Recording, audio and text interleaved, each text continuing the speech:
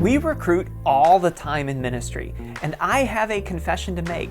I am a terrible recruiter by nature. But here's the thing, when you're terrible at something, know you're terrible at something, and you still have to do this something, you have a chance to grow. That's a mindset that will bless your ministry. Every obstacle is an opportunity. Recruitment challenges can present a great case study for the impact of marketing on ministry. Maybe you're recruiting volunteers, staff, ministry leaders, donors, or conference attendees. These principles will apply to you. It took me almost a decade of ministry leadership before I could admit to myself I was terrible at recruiting. I felt I had a call to ministry.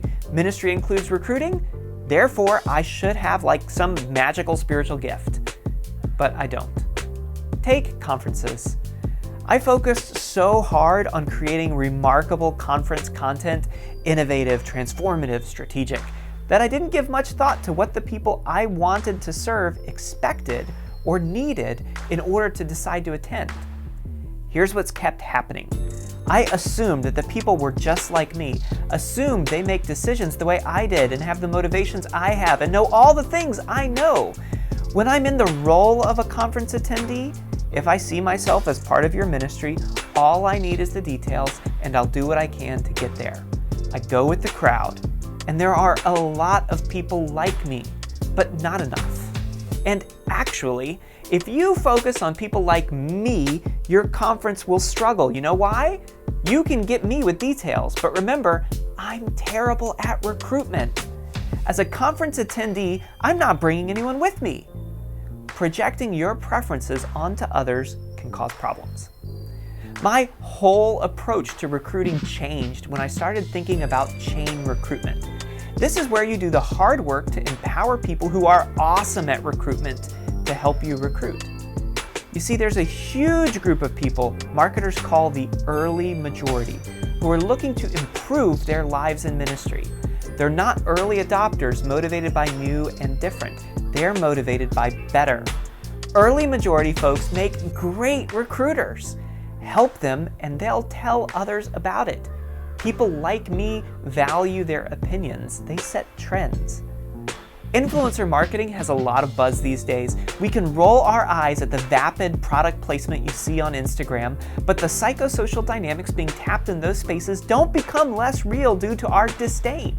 John Maxwell teaches about what he calls the law of E.F. Hutton, based off of the old commercial that says, when E.F. Hutton speaks, everyone listens. You don't need to get the reference to get the point. Pitching your recruitment efforts toward those pragmatic influencers is one way to reach the broader market. And this isn't opposed to a ministry that values diversity. Every market niche has influencers. Find them. Make sure your ministry is helpful for them and empower them to help. 15 years ago, my team made a small tweak to conference recruitment that more than doubled the size of our conference. Our ministry network had a lot of small group leaders leading Bible studies week in and week out. We recruited them to lead discussion groups at the conference. Pretty simple ask. And guess who they brought? Their Bible studies showed up. Going to the conference made their small group better. That's chain recruitment. Now, here's a recruitment dead end I've run into, and I see ministries run into this all the time. It's a marketing problem. The superstar testimony.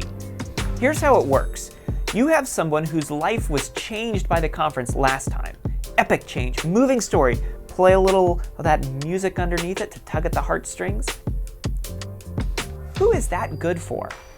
Sure, it makes you feel good, and it gets the small group of disruptive change agent early adopters moving, but it scares the middle. It sends a signal that this will mostly be about different rather than better. The gospel of Jesus Christ promises both different and better. Our future will be radically altered by our relationship with Jesus. Yet we retain our ethnic heritage, our gender, our formative experience. We are both made new and restored, different and better.